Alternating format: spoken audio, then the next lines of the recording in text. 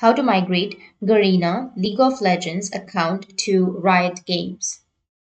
So if you want to migrate Garena League of Legends account to Riot Games, then what you need to do is first you need to visit the migration page. You need to head to Riot Games Garena migration page. Once you go with the Riot Games migration page or the Garena migration page, you need to click on link your account now.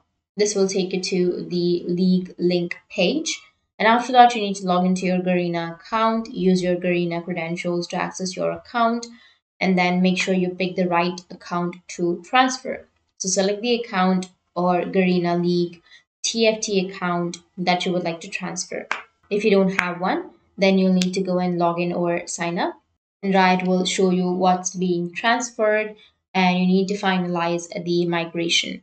You need to hit link account, and you're all set. So that's how you can migrate Garena League of Legends account to Riot Games. And if you have any questions, feel free to comment below. Thanks for watching.